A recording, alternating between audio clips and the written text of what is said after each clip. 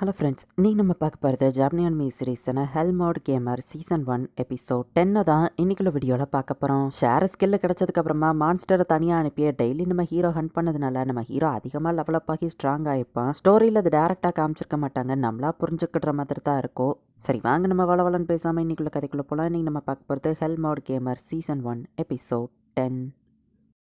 நம்ம ஹீரோவோட மான்ஸ்டர்ஸ்லாம் இப்போ தானாகவே ஃபாரஸ்ட்குள்ளே போயிட்டு ஃபைட் பண்ணிட்டு இருக்கு. ரொம்ப நாள் யூஸ் பண்ணாததுனால மைன்ஸுக்குள்ளெல்லாம் நிறைய மான்ஸ்டர் இருக்கு. அதை கிளியர் பண்ணி மித்ரல் எடுக்க 3 வருஷம் ஆகும் அப்படின்னு ஜெனப் வந்து பாரன் கிட்ட சொல்லுவோம். 3 வருஷமா அவ்வளோ லாங் ஆகுமா? அந்த விஸ்கவுண்ட் கார்னர் என்ன பண்றாங்கிறதையும் நம்ம நோட்டீஸ் பண்ணிட்டே இருக்கணும். மைனிங் ஆப்ரேஷன் அவன் கண்டினியூ பண்ணலான்னு ஆளுங்களை அனுப்பி வச்சு ஒயிட் டிராகன் அவன் ஆளுங்களை எல்லாத்தையும் எரிச்சிடுச்சான். நம்மளுமே கேர்ஃபுல்லாக போகணும் அப்படின்னு சொல்லி பாரனும் ஜெனஃபும் பேசிட்டு இருக்காங்க. நைட்ஸ் மான்ஸ்டர் கொள்றதுக்குள்ள நான் நிறைய எக்ஸ்பீரியன்ஸ் பாயிண்ட் கலெக்ட் பண்ணணும் நம்ம ஹீரோ யோசிக்கிறேன். நம்ம ஹீரோ மான்ஸ்டர்ஸ் ஒரு பக்கம் ஃபைட் பண்ணிட்டு இருக்கு. நம்ம ஹீரோ லெவலப் ஆகிக்கிட்டே இருக்கான். வீக்கெண்ட் டேஸ்ல நம்ம ஹீரோக்கு லீவு கிடைக்கும் போது தனியாலாம் நம்ம ஹீரோ போயிட்டு காப்ளின் வில்லேஜையே போய் அட்டாக் பண்றான். இது கேமா இருந்தா அதுங்களை ரீஸ்பான் ஆக விட்டு திரும்ப திரும்ப எக்ஸ்பீரியன்ஸ் பாயிண்ட்டை கலெக்ட் பண்ணுவேன். பட் இதுங்க ஹியூமன்ஸை சாப்பிடும். ஸோ மொத்த வில்லேஜையும் ஒரே நாள்ல டெஸ்ட்ராய் பண்ணி இதுங்க கதையை முடிக்க வேண்டியதான் நம்ம ஹீரோ யோசிக்கிறான். நிறைய காப்ளின்ஸ் இறந்து போன உடனே இப்ப காப்ளின் கிங் டைரக்டா ஃபைட்டுக்குள்ள என்டர் ஆகுது. என் பியருமே சி ரேங்க் தான், தனியாலாவே இதை சமாளிச்சிடலாம் அப்படின்னு நம்ம ஹீரோ நினைக்கிறேன். 48,000க்கு மேல நம்ம ஹீரோக்கு எக்ஸ்பீரியன்ஸ் பாயிண்ட் கிடைச்சிருக்கு. இப்படியே நிறைய காப்ளின் வில்லேஜை டெஸ்ட்ராய் பண்ணணும்னு நம்ம ஹீரோ யோசிக்கிறான். இப்ப அடுத்த வருஷத்தோட மார்ச்ல காமிக்கிறாங்க. மீஹாய் திரும்ப வீட்டுக்கு வர அகாடமில கிராஜுவேட் ஆனதுக்கு கங்க்ராச்சுலேஷன்ஸ் அப்படின்னு சொல்லி ஹாப்பியா இருக்கா. மீஹாய் வீட்டுக்கு வந்த உடனே நம்ம ஹீரோ கூட தான் ஃபைட் பண்ணணும் அப்படின்னு நிக்கிறான். நம்ம ஹீரோவும் நிறைய லெவலப் ஆயிருக்கான் அப்படிங்கிறதுனால இந்த தடவை அட்டாக் பவர்ஸையும் அதிகமா யூஸ் பண்ணி ஃபைட் பண்றதுக்கு நம்ம ஹீரோ ரெடியா இருக்கான். இந்த வருஷம் கண்டிப்பா நான் தான் வின் பண்ணுவேன் நம்ம ஹீரோ நினைக்கிறான். ஃபைட் ஸ்டார்ட் ஆகுது. பட் நம்ம ஹீரோ என்னதான் ட்ரை பண்ணாலும் மீஹாய் கூட அந்த அளவுக்கு ஈக்குவலா ஃபைட் பண்ண முடியல. நம்ம ஹீரோ தான் டயர்ட் ஆகுறான். ஃபைனலி எப்போ போல நம்ம ஹீரோ மீஹாய் கிட்ட தோத்து போயிருந்தான். நம்ம ஹீரோக்கு இன்னும் கடுப்பு தான் ஆகுது. என்னதான் எனக்கு தேவை, எதனால நான் தோத்து போனா நம்ம ஹீரோ யோசிக்கிறான். நீ உண்மையிலேயே ரொம்ப ஸ்ட்ராங் ஆயிட்டான். மீஹாய் நம்ம ஹீரோவை பாராட்டுறான். 3 வருஷம் அகாடமில இருந்ததுல உண்மையிலேயே நீ ஸ்கில்டா மாறிட்டான். பாரன் அவனை பாராட்டுறாரு. என் பிரதரை உன்னால தோக்கடிக்கவே முடியாதுன்னு செசியல் வந்து நம்ம ஹீரோவை கலாச்சிட்டு இருந்தாலும் நீயே சூப்பரா ஃபைட் பண்ணன்னு சொல்றா. இனி என் பிரதர் மீஹாய் என் கூட தான் இருப்பான்னு செசியல் ஹாப்பியா இருந்தா. இல்ல செசியல், நோபல்ஸ் டியூட்டிக்கு நான் போயாகணும், கண்டிப்பா சீக்கிரமே திரும்ப வர மாட்டேன்னு அவன் சொல்றான். அதுக்குள்ள நீ போகணுமா அப்படின்னு செசியல் அவ பேரண்ட்ஸை பார்த்தா பேரண்ட்ஸ் அமைதியா இருக்காங்க.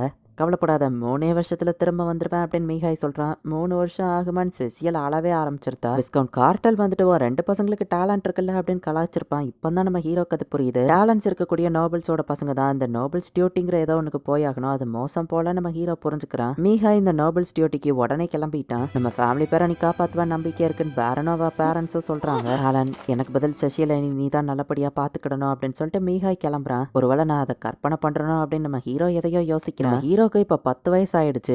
காப்ளின் வில்லேஜ் எல்லாம் நம்ம ஹீரோ தரமட்டமாக்கிட்டான். அடுத்து இப்ப ஆர்க் வில்லேஜுக்கு தான் போயிருக்கான். ஆர்க்ஸ் நம்ம ஹீரோவை அட்டாக் பண்ணா நம்ம ஹீரோ ஷீல்டை வச்சு தடுத்துக்கிறான். நம்ம ஹீரோவோட மான்ஸ்டர்ஸ் எவ்வளவு டேமேஜ் ரிசீவ் பண்றதுன்னு நம்ம ஹீரோக்கு எதுவும் இண்டிகேட்டர் இல்லாததுனால எப்போ இதுங்க டெஸ்ட்ராய் ஆகும், எப்ப மறைஞ்சு போகும்னு தெரியல. இது ஒண்ணுதான் பிரச்சனையா இருக்கு நம்ம ஹீரோ யோசிக்கிறான். ஒரு ஆர்க்ஸுக்கு மேல வருது. நம்ம ஹீரோவோ 200 மான்ஸ்டருக்கு மேல அனுப்பி வைக்கிறான். பிளான் இப்போதைக்கு நல்லபடியா தான் போய்கிட்டு இருக்கு அப்படின்னு நம்ம ஹீரோ பார்த்துருந்தா திடீர்னு ஒரு மேஜிக்கல் அட்டாக் நடக்குது. ஆர்க்கு கிங்கா இல்லையா, அது மொத்தம் 3 இருக்கு. இந்த வேர்ல்டோட ஃபர்ஸ்ட் மேஜிக்கை இதுங்கிட்ட இருந்து பாப்பேன்னு எதிர்பார்க்கல நம்ம ஹீரோ யோசிச்சுட்டு அவனோட இரும்பு பாலை வச்சு அந்த சமனிங் ஆர்க்க கொன்றுதான். அடுத்த 2 பாலை எடுத்தா பேலன்ஸ் இருந்த 2 ஒளிஞ்சுக்கிட்டு அட்டாக் பண்ண ஆரம்பிக்குது. மேஜா இருக்கிற ஆர்க்க போயிட்டு டைரக்டா ஆர்க்கு கிங் கிட்ட ரிப்போர்ட் பண்ணுது. ஹண்ட்ரட்ஸ் ஆஃப் ஆர்க் இப்ப வந்துட்டு இருக்கு. நம்ம ஹீரோ கிட்டே அவ்வளோ ட்ரூப்ஸ் இருக்கு. 10,000 காப்பீஸ் கூட என்னால ரெடி பண்ண முடியும். எம்பியை ரெக்கவர் பண்றதுக்கும் ஐட்டம் இருக்கு. நம்ம ஹீரோ யோசிச்சுட்டு அசால்ட்டா ஃபைட் பண்றதுக்கு அனுப்பி வைக்கிறான். பட் இந்த ஆர்க்கு கிங் ரொம்ப ஸ்ட்ராங்கா இருக்கு. நம்ம ஹீரோ மான்ஸ்டர் திரும்பி அனுப்பி வச்சா அது கொண்டுகிட்டே இப்படியே போனா என்னோட சமன்ஸ் தான் வேஸ்டா போகும். அதுல எனக்கு எந்த பிரயோஜனமும் இல்ல அப்படின்னு யோசிச்சுட்டு இருக்கும் போதே அந்த ஆர்க்க மேஜ் வந்து நம்ம ஹீரோவை அட்டாக் பண்ணுது. நம்ம ஹீரோவோட ஷீல்டு சமனும் வந்து டிஸ்ட்ராய் ஆயிருது. லீஃபை போட்டு நம்ம ஹீரோ ரெக்கவர் ஆயிருந்தான். பேசாம மிஷன் இந்த தடவை விட்டு கொடுத்துடலாமா நம்ம ஹீரோ யோசிச்சா. என்ன கஷ்டமா இருக்கான்னு ஜெனப் அந்த இடத்துல வந்து நிக்கிறான். ஊருக்கு போயிருந்தவர் நாளைக்கு தினம் வர வேண்டியதா இருந்தது நம்ம ஹீரோ யோசிக்கிறான். நடக்கிறத எக்ஸ்பிளைன் பண்றியான்னு அவர் கேட்கவும் ஆர்க் வில்லேஜை டெஸ்ட்ராய் பண்ணலான்னு வந்தா நம்ம ஹீரோ சொல்லிட்டு அவன் சமன்ஸ் எல்லாம் கேன்சல் பண்ணி விட்டுருதான். நம்ம ஹீரோவோட சமனை பத்தி ஜெனப் எதுவுமே கேட்கல. வைஸ் கேப்டன் இதை பாத்துக்கோ அப்படின்னு சொல்லிட்டு ஜெனப் ஆர்க்கிங் கூட ஃபைட் பண்ண போறான். ஜெனப் எப்படி ஃபைட் பண்றாருன்னு பாப்போம் நம்ம ஹீரோ பார்த்துட்டு இருந்தா ஆர்க்கோட அட்டாக்க நின்ன இடத்துல இருந்து ஜெனப் அசால்ட்டா தடுக்கிறான். அவரோட சைஸ்ல பெருசா இருக்கிற ஆர்க்க அசால்ட்டா தடுக்கிறாரு நம்ம ஹீரோ பார்த்துட்டு இருந்தா. மேஜிக் ஆர்க்ஸ் நான் பாத்துக்கிறேன். வைஸ் கேப்டன் இப்ப போறான். அவனோட எக்ஸ்ட்ரா ஸ்கில் அவர் யூஸ் பண்றாரு அப்படின்னு நம்ம ஹீரோ பாக்குறான். காத்துல அவன் அட்டாக் பண்ணதுக்கு தூரத்துல இருக்கிற ஆர்க் இறந்து போகுது. இந்த வைஸ் கேப்டனும் சலச்சமா இல்ல, ரொம்பவே ஸ்ட்ராங்கா தான் தெரியுறான். இவன் இவ்ளோ ஸ்ட்ராங்கா இருந்தா கெரனா கிட்ட எப்படி தோத்து போனான்னு நம்ம ஹீரோ யோசிக்கிறான். ஜெனஃபோ ஆர்க்குக்கு எங்க அசால்ட்டா 2 துண்டா வெட்டியிருந்தாரு. எக்ஸ்ட்ரா ஸ்கில்லையும் யூஸ் பண்ணாம அதை கொன்னுட்டாரே நம்ம ஹீரோ பாக்குறான். பிளான் பண்ணபடி நைட்டுக்குள்ள நம்ம ஹீரோவோட வீட்டுக்கு போக முடியல. காப்ளின் வில்லேஜ் தோக்கடிச்சிருப்பான்னு எனக்கு முதல்லயே சந்தேகமா இருந்தது. நீ மேன் சர்வெண்டா வந்த அப்புறம் தான் நிறைய மான்ஸ்டர்ஸ் இறந்து போய் கிடந்துச்சு. பாடி அப்படியே கிடந்தாலும் அது மேஜிக் ஸ்டோன் காணாம போயிருந்துச்சு. ஒயிட் டியரை தனியாலா தோக்கடிச்சது. மாஸ்டர் மீஹாய் கூட ஃபைட் பண்ணது. உனக்கு டேலண்ட் இருக்குதானே, அந்த கிரீச்சர்ஸ் தான் உன்னோட டேலண்டா அப்படின்னு ஜெனஃப் கேட்கவும் ஆமா நம்ம ஹீரோ சொல்லிட்டு மத்த டீட்டெயில சொல்ல மாட்டேன்னு யோசிக்கிறான். பேரனுக்கு உனக்கு டேலண்ட் இருக்குன்னு முன்னாடியே தெரியும்னு சொல்லுவோம். நம்ம ஹீரோ ஷாக் ஆகுறான். இதனாலதான் பேரன் எனக்கு நிறைய ஃப்ரீடம் கொடுத்தாரோ நம்ம ஹீரோ புரிஞ்சுக்கிறான். நான் பார்த்ததை யார்ட்டையும் சொல்ல மாட்டேன், சீக்கிரட்டா வச்சிருக்கேன். பதிலுக்கு நீ எந்தெந்த மான்ஸ்டர் போய் அட்டாக் பண்றியோ அதை ஏன்ட்ட ரிப்போர்ட் பண்ணணும்னு ஜெனஃப் சொல்லவும் சரி நம்ம ஹீரோ சொல்றான். ஜெனஃப் முதுகுல நிறைய தளம்பு இருக்கிறதையும் நம்ம ஹீரோ நோட்டீஸ் பண்றான். ஆர்க்ஸ் வில்லேஜ் நம்ம ஹீரோ தனியாலாவே தோக்கடிக்கிற அளவுக்கு ஸ்ட்ராங் ஆயிட்டான். வில்லேஜ் சுத்தி 4 பக்கமா மான்ஸ்டர் அனுப்பி மேஜஸ் எல்லாம் ஆளா தோக்கடிச்சிருந்தான். நம்ம ஹீரோ லெவலப் ஆயிட்டு இருக்கும்போது திடீர்னு ஒரு நாள் ராயல் மெசஞ்சர்ஸ் இவங்க வீட்டுக்கு வராங்க.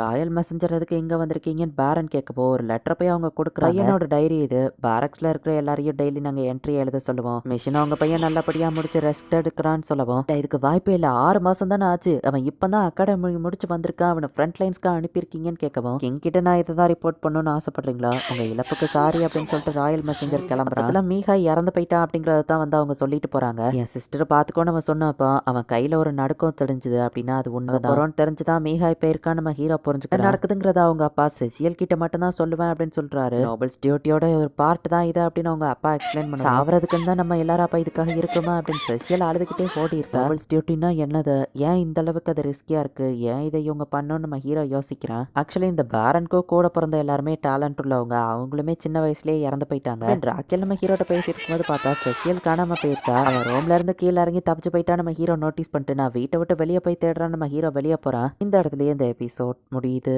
ஸோ நோபல்ஸ்ல டேலண்ட் இருக்கக்கூடிய ஆளுங்க ஏதோ ஒரு இடத்துல போயிட்டு ஃபைட் பண்ணணும், அது நோபல்ஸ் டியூட்டின்னு சொல்றாங்க. அண்ட் கண்டிப்பா அவங்க இறந்து போற அளவுக்கு அது ரொம்பவே டேஞ்சரஸா தான் இருக்கு. நம்ம ஹீரோவோடவும் மீஹாய் ஸ்ட்ராங்கா இருந்தான், அவனே 6 மாசத்துல இறந்து போயிட்டான். என்னதான் நடக்குதுன்னு நெக்ஸ்ட் எபிசோட் பார்த்து தெரிஞ்சுக்கோங்க. தேங்க்யூ ஃபார் வாட்சிங். பாய் கைஸ், நெக்ஸ்ட் எபிசோட்ல மீட் பண்ணலாம்.